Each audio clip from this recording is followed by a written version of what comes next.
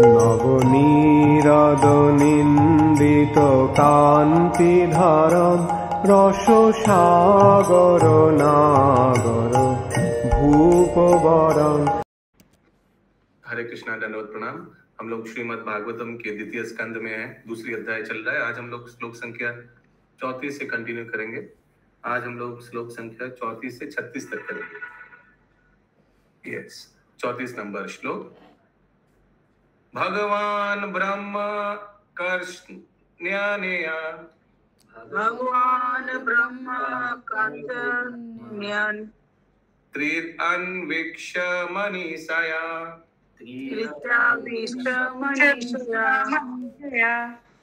तद अध्यावस्यत् कुतस्थो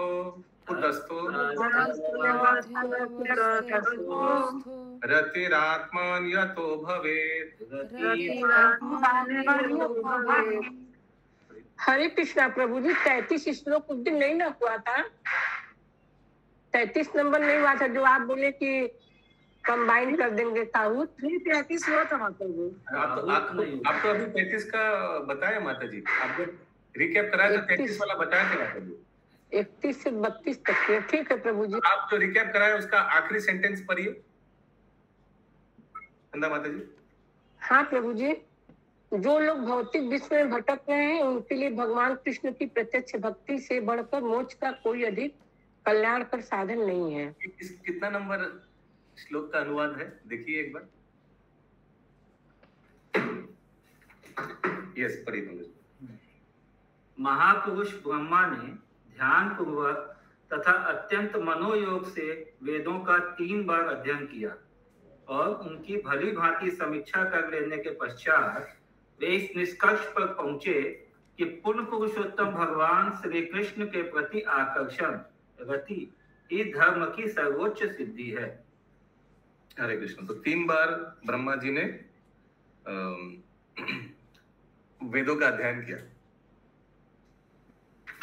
तात्पर्य, श्रीला सुखदेव गोस्वामी वेदों के सर्वोपरि प्रमाण ब्रह्मा का उल्लेख कर रहे हैं, जो श्री भगवान के गुणावतार हैं। भौतिक सृष्टि के प्रारंभ में ही ब्रह्मा को वेदों की शिक्षा दी गई। यद्यपि ब्रह्मा ने साक्षात श्री भगवान से वैदिक उपदेशों का श्रवण किया, लेकिन वेदों के भावी जिज्ञासुओं की उत्सुकता को तुष्ट करने हेतु ब्रह्मा ने एक जिज्ञासु की तरह वेदों का 3 बार अध्ययन किया, जैसा कि सारे जिज्ञासु करते हैं। उन्होंने बड़े मनोयोग से अध्ययन किया और वेदों के प्रयोजन पर भी मन को केंद्रित रखा तथा समस्त विधि का सम्यक परीक्षण करने के पश्चात वे इस निष्कर्ष पर पहुंचे कि पूर्ण पुरुषोत्तम भगवान श्री कृष्ण का शुद्ध अनन्य भक्त बनना ही समस्त धार्मिक सिद्धांतों की सर्वोच्च सिद्धि है। श्रीमद् भगवद गीता का अंतिम उपदेश भी यही है, जिसे स्वयं श्री भगवान ने दिया।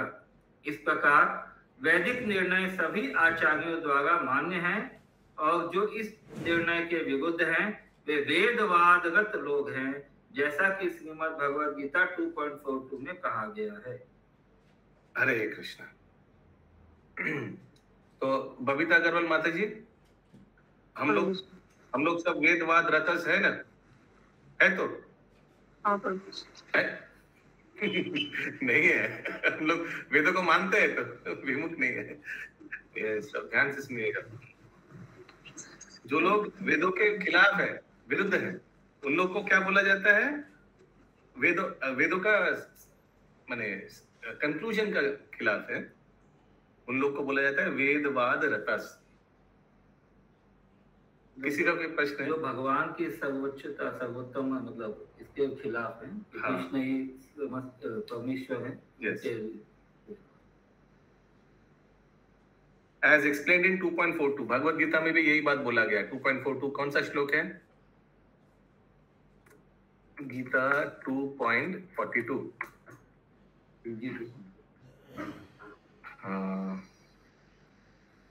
ओके। यमिमां पुष्पितां वाचं प्रवदन्ति अविचशित।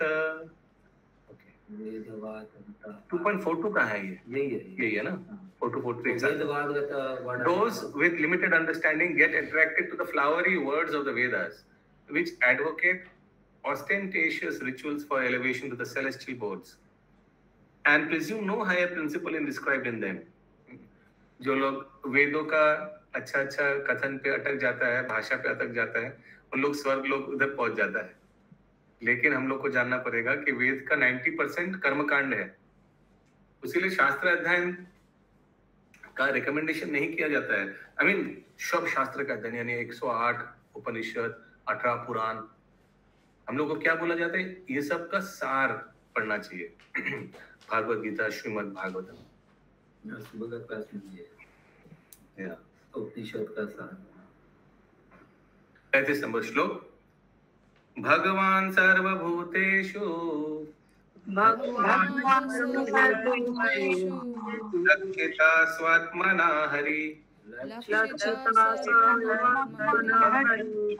निष्ठिर्बुद्धि अधिभिर्द्रष्ट लक्षणेर अनुमापके.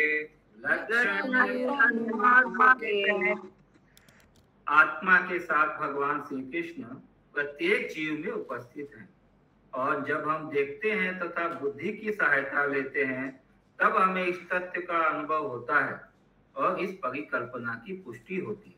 और एक बात पूछिए. आत्मा के साथ भगवान श्री कृष्ण प्रत्येक जीव में उपस्थित है. एक है आत्मा, एक है परमात्मा.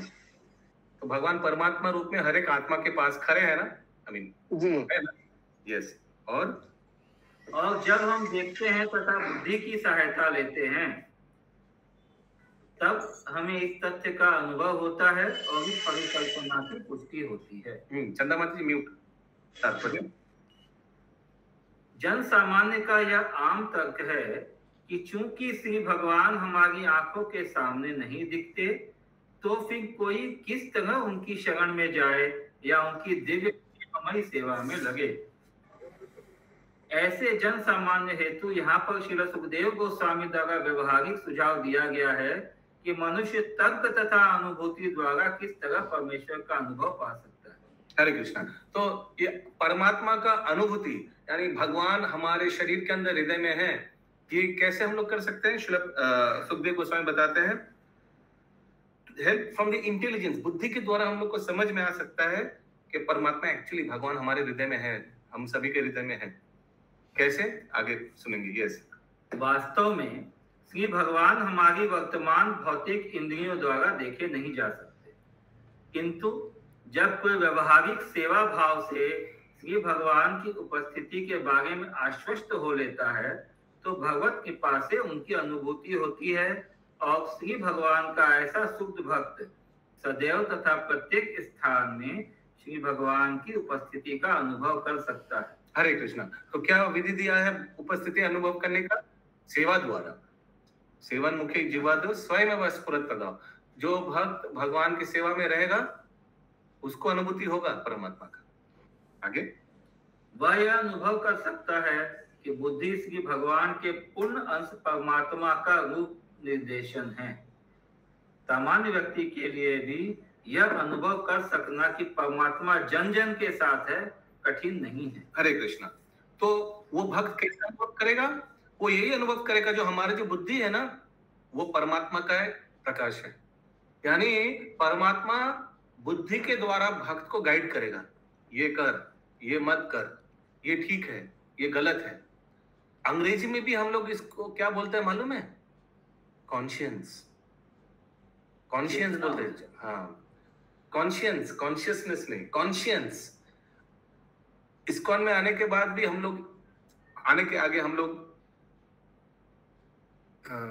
जनरल टॉकिंग में ये बोलते थे, हम ये करने वाले थे लेकिन मेरा कॉन्शियंस ने इसको मना कर दिया, मेरा मन से मना हो गया, ऐसे मत करो. वो मन से कौन मना किया? आत्मा किया.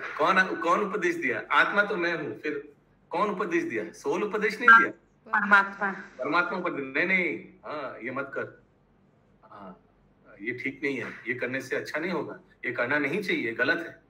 हाँ, तो आई डोंट नो आप लोग ये बोलते थे कि हम लोग ऐसे नॉर्मल जनरल टॉकिंग में ऐसे बोलते, my conscience said not to do it, conscience said not to do it.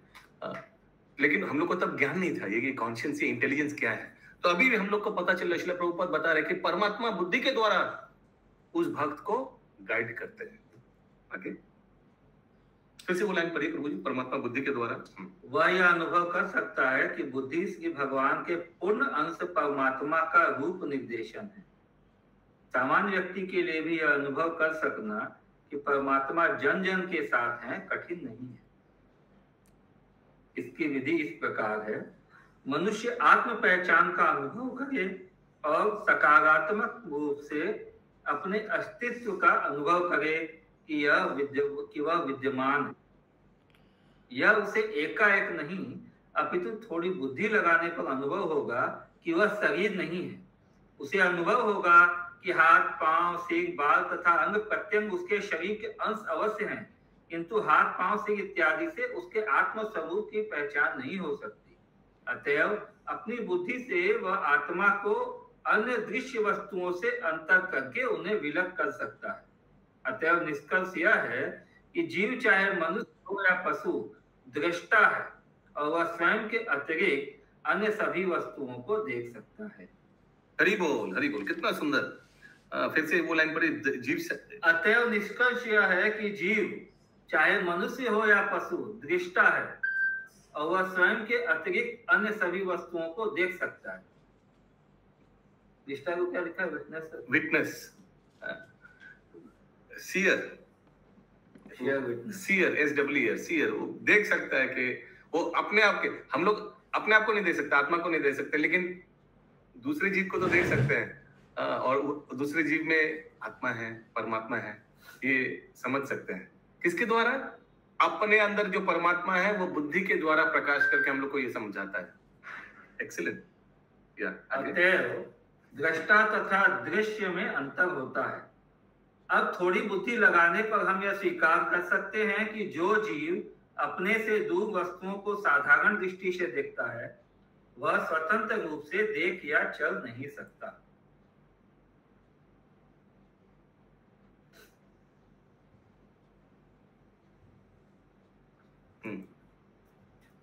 फिर से पढ़े। हाँ। अतएव दृष्टा तथा दृश्य में अंतर होता है। और अब थोड़ी बुद्धि लगाने पर हम यह स्वीकार कर सकते हैं अपने से दूर वस्तुओं को साधारण दृष्टि से देखता है वह स्वतंत्र रूप से देख या चल नहीं सकता। हमारे सारे सामान्य कार्य तथा अनुभूतियां उन विभिन्न शक्तियों पर निर्भर है जो हमें प्रकृति द्वारा विभिन्न संयोगों के रूप में प्रदान की जाती है। हमारी कर्म इंद्रियां तथा ज्ञान इंद्रियां हमें प्राकृतिक शक्ति के स्थूल या सूक्ष्म रूपों की विभिन्न अवस्थाओं के द्वारा प्रदान की गई है। ज्ञान इंद्रियां 5 है, श्रवण, स्पर्श, दर्शन, स्वाद तथा गंध। और इसी प्रकार कर्म इंद्रियां भी 5 है, हाथ, पांव, वाणी, जननान, मल निकासी अंग तथा जनन इंद्रियां। हमारी 3 सूक्ष्म इंद्रियां इस प्रकार है, मन, बुद्धि तथा अहंकार। कुल मिलाकर 13 इंद्रियां हैं। यह भी समान रूप से स्पष्ट है कि हमारे अनुभव के विषय वस्तुएं प्राकृतिक शक्ति के असीम संयोगों के प्रतिफल है। क्योंकि इससे यह निर्णायक रूप से सिद्ध हो जाता है कि सामान्य जीव अनुभव या गति करने के संदर्भ में स्वतंत्र नहीं है, और चूंकि हम निश्चित रूप से अनुभव कर सकते हैं कि हमारा अस्तित्व प्रकृति की शक्ति द्वारा प्रतिबंधित हो रहा है, अतएव हम इस निष्कर्ष पर पहुंचते हैं कि जो देखता है, दृष्टा, वह आत्मा है तथा हमारी समस्त इंद्रियां एवं अनुभव के विषय भौतिक हैं। दृष्टा का आध्यात्मिक गुण हमारी भौतिक बद्धावस्था की सीमित स्थिति के साथ हमारे असंतोष द्वारा अभिव्यक्त होता है। एक second. The spiritual quality of the seer is manifest in our dissatisfaction with the limited state of material conditions existence. तो कितना हम लोग स्पिरिचुअल यानी आध्यात्मिक तत्व को कितना देख पाएंगे, समझ पाएंगे, ये किसके ऊपर निर्भर करता है?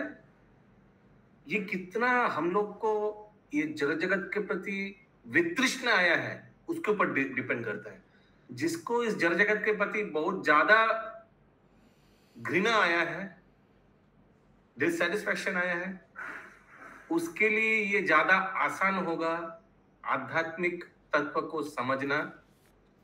ओके, इसी लाइन पढ़िए।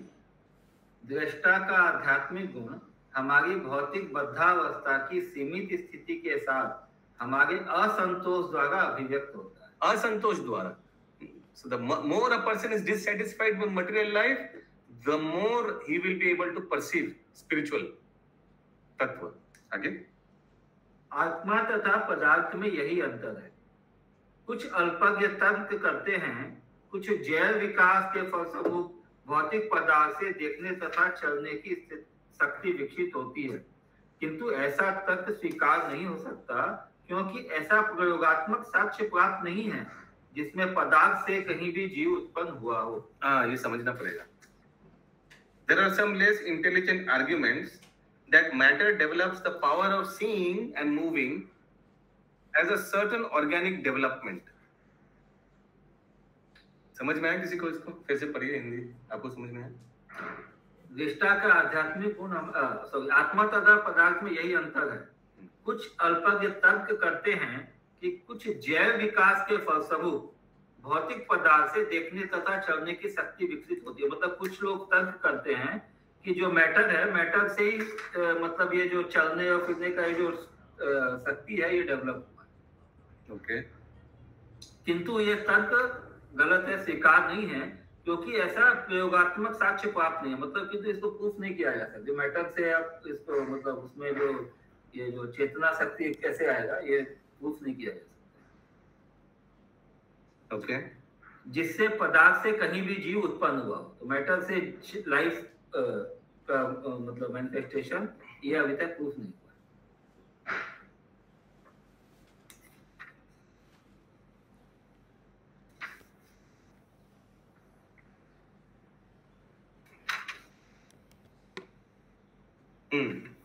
यस, तो ये एक to confirm the difference between मतलब स्पिरिट एंड मैटर। यानी भौतिक पदार्थ कुछ ऐसा उत्पन्न कर सकता है जो मूव कर सकता है और जो ग्रोथ कर सकता है। ठीक है, गोपानंद कृष्ण प्रभु, लाइक कोई भी भौतिक पदार्थ, पृथ्वी, जल, अग्नि, वायु, आकाश, पीछे, क्या वो अपने आप कुछ बना सकता है जो मूव कर सकता है?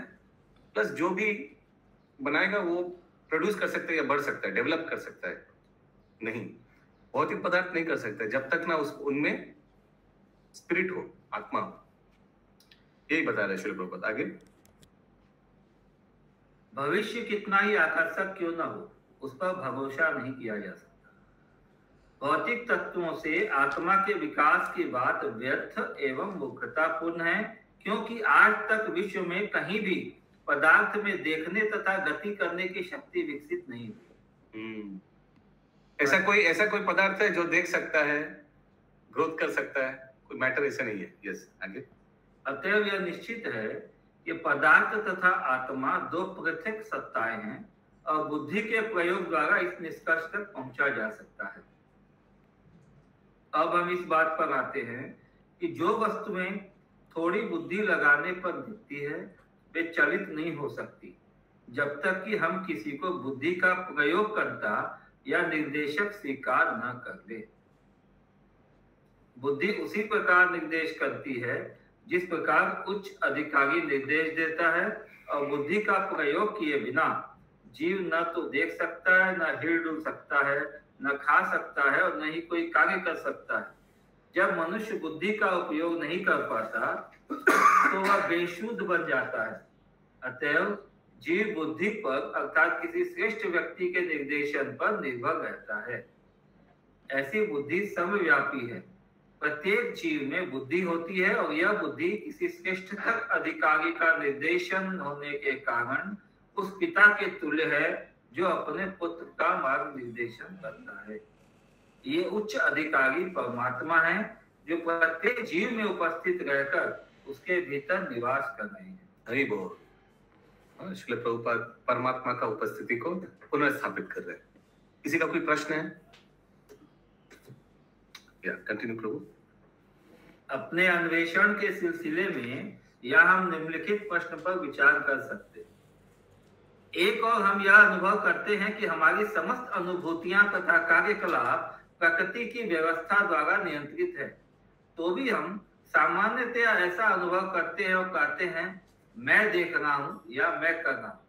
अतः हम कह सकते हैं कि हमारी भौतिक ज्ञान इंद्रियां तथा कर्म इंद्रियां गतिशील है, क्योंकि हम अपनी पहचान भौतिक शरीर के रूप में कर रहे हैं और उच्चतर सत्ता परमात्मा हमारी इच्छा अनुसार हमारा मार्गदर्शन कर रहे हैं तथा हमारी इच्छा के अनुसार हमें फल दे रहे हैं।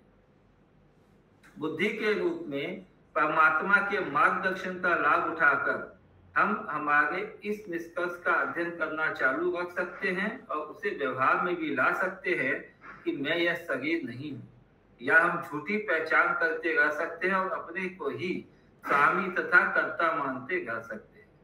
हमारे पास यह स्वतंत्रता है कि हम अपनी इच्छा को या तो भौतिक भ्रांत धारणाओं की ओर मोड़े या सही आध्यात्मिक धारणाओं की ओर मोड़े।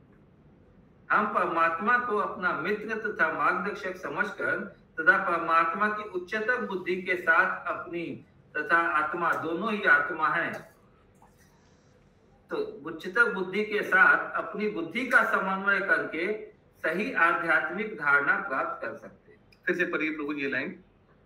हम परमात्मा को अपना मित्र तथा मार्गदर्शक समझकर तथा परमात्मा की उच्चतर बुद्धि के साथ अपनी बुद्धि का समन्वय करके सही आध्यात्मिक धारणा प्राप्त कर सकते हैं। सो ये हमारे हाथ में है, ये फ्रीडम हमारे हाथ में है कि हम आत्मा है और हमारे पास परमात्मा है। तो हम अपने आप को यानी हमारे आत्मा को परमात्मा के स्तर तक ला सकते हैं, ये अपना हाथ में है। This freedom is given to us, यानी हम कृष्ण तत्व को समझकर अपने आप को उस चेतना तक ला सकते हैं, आध्यात्मिक चेतना तक। This is in our hand. आगे परमात्मा तथा आत्मा दोनों ही आत्मा है, अतः दोनों के गुण एक से हैं और वे पदार्थ से भिन्न है। हाँ, परमात्मा तथा आत्मा दोनों ही आत्मा है। तो परमात्मा भगवान और आत्मा हमारा आत्मा है। यस, आगे। लेकिन परमात्मा तथा आत्मा समान स्तर पर नहीं हो सकते, क्योंकि परमात्मा निर्देश देते हैं या बुद्धि प्रदान करते हैं और आत्मा उस निर्देश का पालन करता है, जिससे सही ढंग से कार्य संपन्न होते हैं। आत्मा पूर्ण रूप से परमात्मा के निर्देश पर आश्रित रहता है, क्योंकि देखने, सुनने, सोचने, अनुभव करने तथा इच्छा करने इत्यादि में वह पग पग पर परमात्मा के निर्देश का पालन करता है। हरि बोल। नेक्स्ट। यस, किसी का प्लीज अगर कोई समझ नहीं आ रहा तो पूछिएगा। यस, आगे। जहां तक सामान्य ज्ञान का प्रश्न है, हम इस निष्कर्ष पर पहुंचते हैं कि 3 प्रकार की सत्ताएं हैं, पदार्थ, आत्मा तथा परमात्मा। अब यदि हम श्रीमद् भगवद गीता के या वैदिक ज्ञान में प्रवेश करें तो हम यह भी समझ सकेंगे कि ये तीनों सत्ताएं अर्थात पदार्थ, व्यक्तिगत आत्मा तथा परमात्मा सभी पूर्ण पुरुषोत्तम भगवान पर आश्रित है। परमात्मा तो पूर्ण पुरुषोत्तम भगवान की आंशिक अभिव्यक्ति है, उनके पूर्ण अंश है। श्रीमद् भगवद गीता पुष्टि करती है कि भगवान अपनी आंशिक अभिव्यक्ति से ही सारे भौतिक जगत में आधिपत्य बनाए हुए हैं। ईश्वर महान है और वे जीव आत्माओं के आज्ञा पालक नहीं हो सकते। अतएव परमात्मा पुरुषोत्तम भगवान की कृष्ण की पूर्ण अभिव्यक्ति नहीं हो सकता। सो परमात्मा भगवान को गाइड नहीं करता है, भगवान परमात्मा रूप में सब जगह सर्वव्याप्त है। It is the other way. Okay, परमात्मा भगवान के एक एक्सपेंशन है, जैसे हम लोग को मालूम है क्षीरोदक्षा विष्णु के एक रूप है, ठीक है ना। और परमात्मा के द्वारा भगवान बताते हैं अहम सर्वस्व प्रभवो मत्त सर्व प्रवर्तते, भगवद गीता में। मैं सबका प्रभु हूं, और मैं हर एक जगह विराज कर रहा हूं, हर एक व्यक्ति में विराज कर रहा हूं, परमात्मा रूप में, वस्तु में विराज कर रहा हूं, शक्ति के रूप में। यस, आगे।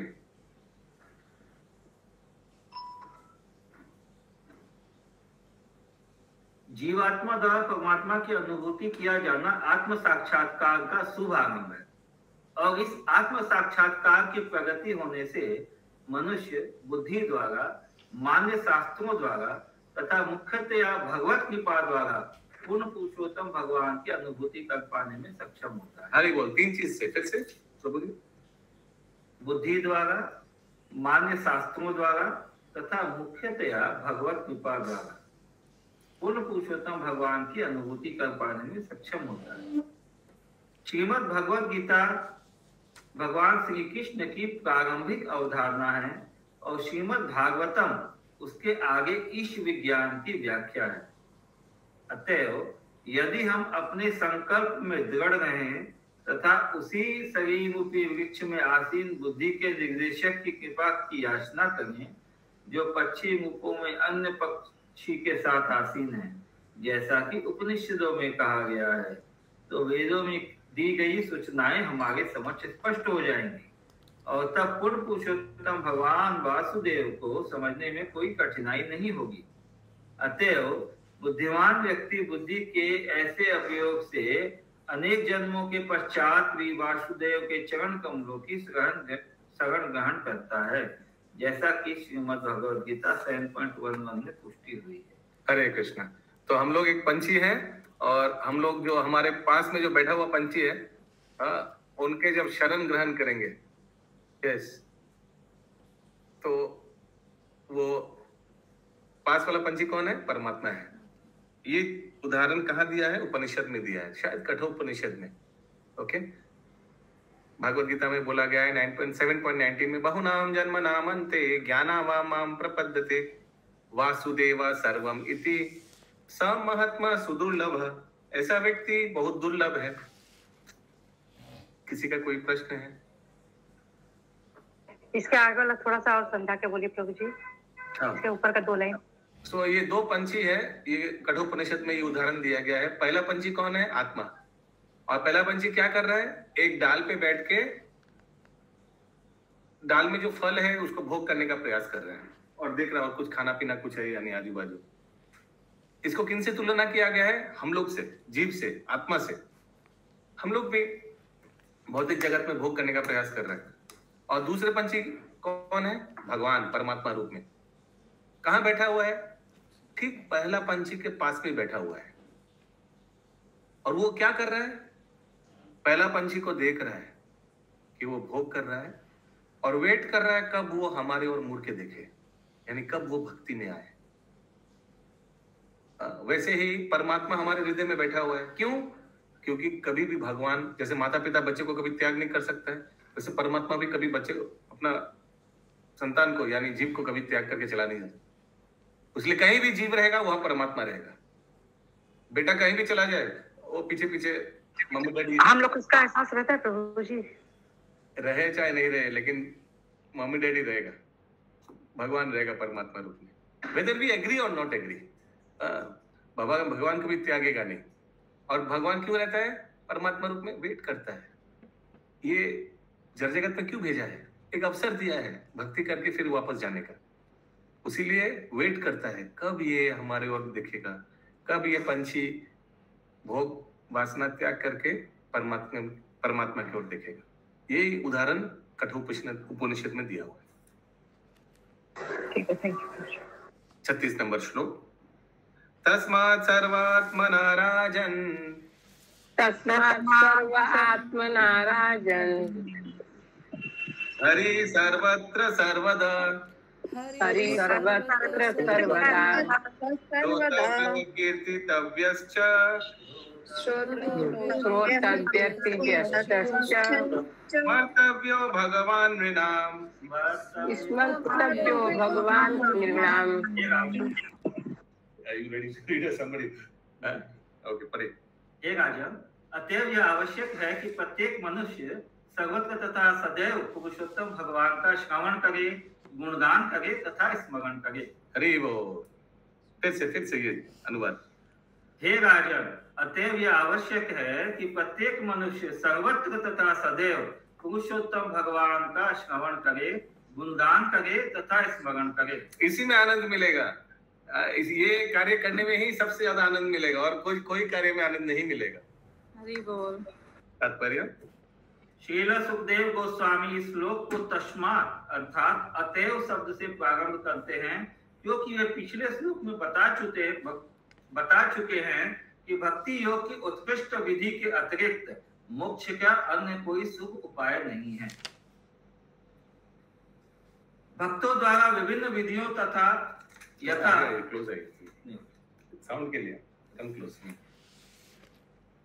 भक्तों द्वारा विभिन्न विधियों यथा श्रवण, कीर्तन, स्मरण, पाद सेवन, अर्चन, वंदन, दास्य, सख्य तथा आत्मनिवेदन से भक्ति योग का अभ्यास किया जाता है।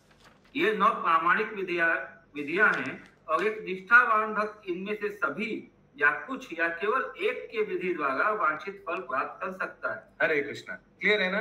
नवदा भक्ति में कोई एक, सब प्रभुपाद बताते एक के द्वारा भी हो सकता है। आगे किंतु इन 9 विधियों में से पहली विधि अर्थात श्रवण विधि भक्ति योग में सबसे अधिक महत्वपूर्ण है।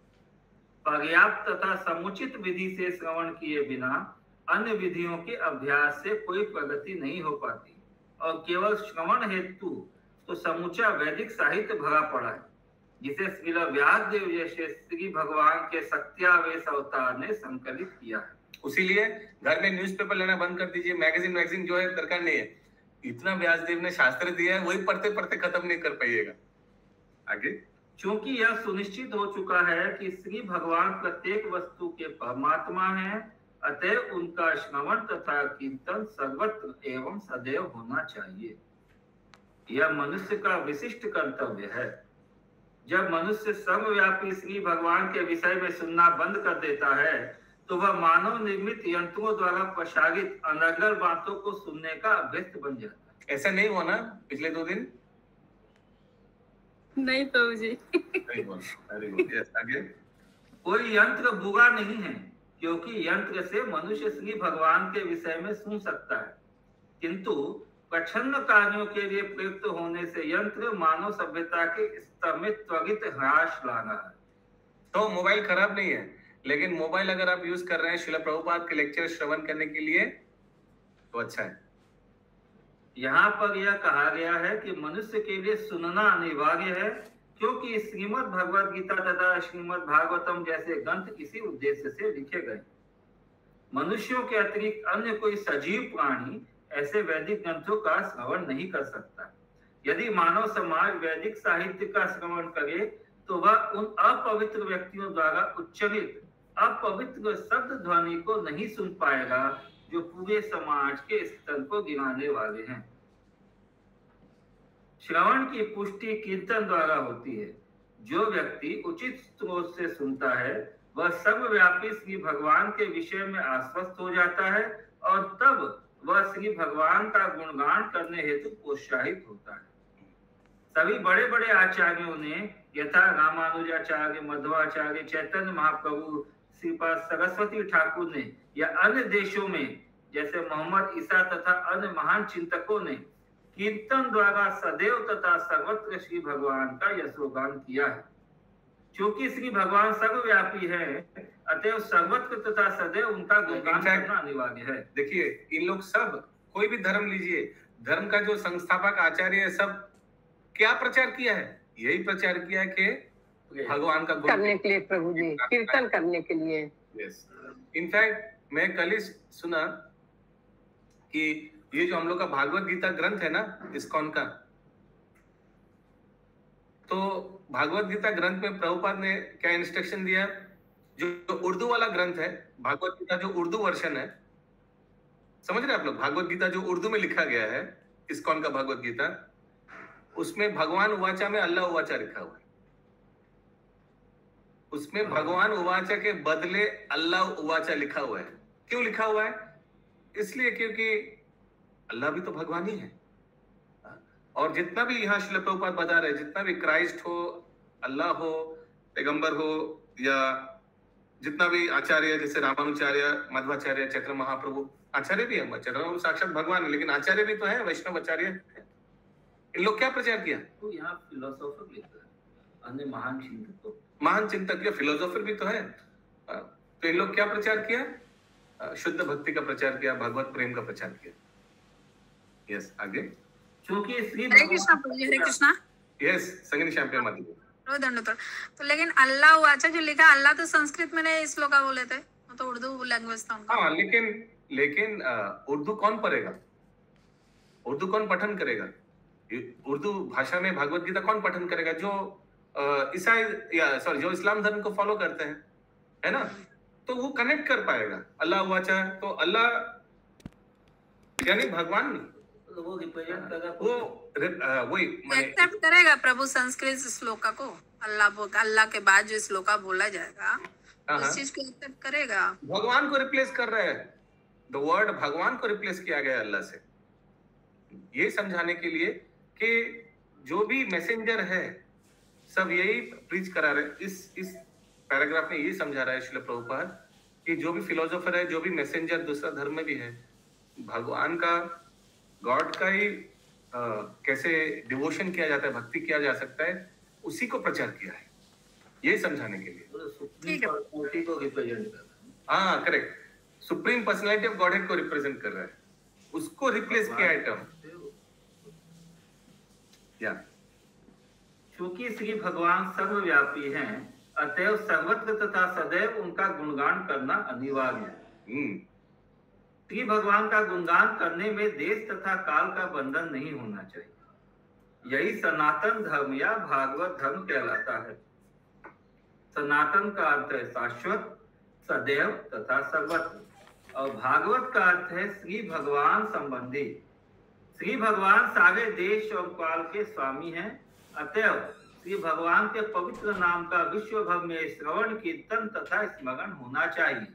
ऐसा करने से पूरे विश्व के लोगों द्वारा उत्सुकता व प्रतीक्षित व इच्छित शांति व वैभव का प्रादुर्भाव होगा। छ शब्द भक्ति योग की अन्य विधियों को सम्मिलित करता है, जैसा कि ऊपर वर्णित है।